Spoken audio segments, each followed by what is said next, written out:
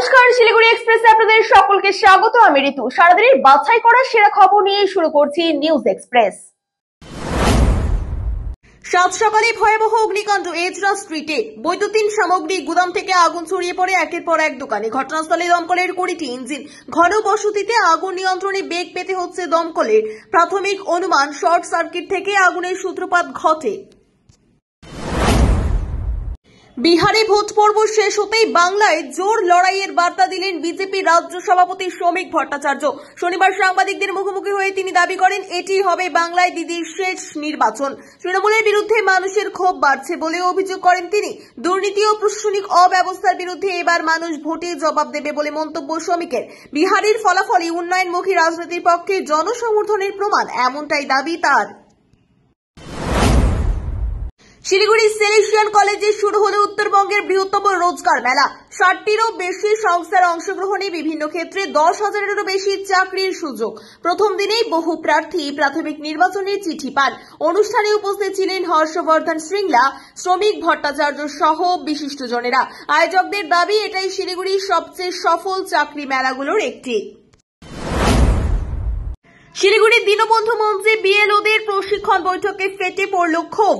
অভিযোগ, এনুমারেশন ফর্মের কাজের পাশাপাশি অতিরিক্ত ডিজিটালাইজেশনের চাপ দেওয়া হচ্ছে। বাড়ি বাড়ি ফর্ম বিতরণ, ফিল আপ করানো ও ব্যক্তিগত নম্বরে সারাদিন ফোনে মানসিক চাপ বাড়ছে বলেও তাদের অভিযোগ। অতিরিক্ত কাজ না করার সিদ্ধান্তে স্লোগান, বিক্ষোভে উত্তেজনা ছড়ায়। নির্বাচন কমিশনের প্রতিনিধিরা বৈঠক ছেড়ে বেরিয়ে যান।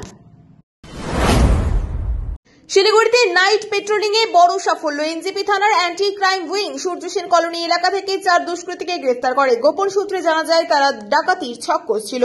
উদ্ধার হয় কুড়াল, টর্চ, দড়ি সহ সরঞ্জাম। ধৃতদের আদালতে পেশ করা হয়েছে। পলাতকদের খোঁজে তল্লাশি চলছে। শিলিগুড়ি পুর নিগমের 24 নম্বর ওয়ার্ডের হরিজন বস্তিতে এসআইআর হেল্প ডেস্কে ভিড় উপচে পড়ে। স্থানীয়দের নথি যাচাই ও ফর্ম সংক্রান্ত সমস্যা সমাধানের জন্যই এই আয়োজন।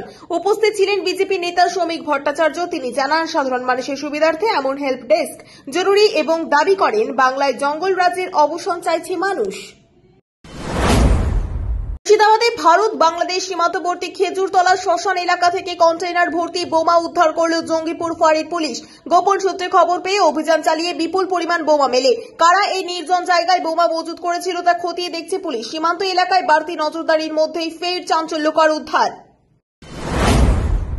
পোলবায় বিরসা মুন্ডা জন্মজয়ন্তীর অনুষ্ঠানে তৃণমূল সরকারকে তীব্র আক্রমণ করলেন শুভেন্দু অধিকারী। তার অভিযোগ, সরকার ডাটা এন্ট্রি অপারেটর নিয়োগে বাধা দিচ্ছে, তাই বিএলওদের উপর অতিরিক্ত চাপ বাড়ছে। শুভেন্দুর দাবি, 7ই ফেব্রুয়ারির মধ্যে ভোটার লিস্ট প্রকাশ না হলে রাজ্যে রাষ্ট্রপতি শাসন লাগু হবে।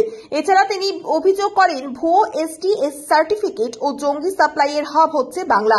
শেষে তার মন্তব্য, বাংলায় জঙ্গল রাজ বন্ধ করতেই হবে। রাজনগরে শুরু হয়েছে জয় জোহার মেলা। মুখ্যমন্ত্রী মমতা বন্দ্যোপাধ্যায়ের উদ্যোগে 15 থেকে 17 নভেম্বর সারা রাজ্যের 102টি আদিবাসী প্রধান ব্লকে বিরসা মুন্ডার সার্ধ শতবর্ষ উদযাপন চলছে। মেলায় সরকারি পরিষেবা, সচেতনতামূলক প্রদর্শনী, আদিবাসী ক্রীড়া ও সাংস্কৃতিক অনুষ্ঠান অনুষ্ঠিত হচ্ছে। রাজনগর ডাকবাংলো ও নজরুল মঞ্চে বিশিষ্ট জনদের উপস্থিতিতে আয়োজন হল মূল অনুষ্ঠান। ব্যারাকপুরে অতিরিক্ত কাজের চাপে ক্ষুব্ধ বিএলওরা। এসআইআর কাজ দ্রুত শেষ করতে কমিশনারের বারবার নির্দেশে বাড়ছে চাপ। এই অভিযোগ জানাতে ব্যারাকপুর বিধানসভার 38 জন বিএলও মহকুমা শাসকের কাছে ধর্ণা দেন। তাদের দাবি, অতিরিক্ত চাপ বহন করা সম্ভব নয়। পরিস্থিতি না বদলালে এসআইআর কাজ থেকে পিছিয়ে আসবেন তারা। এখন এই পর্যন্তই। আরো খবরের আপডেট পেতে চোখ রাখুন শিলিগুড়ি এক্সপ্রেসের পর্দায়। ধন্যবাদ।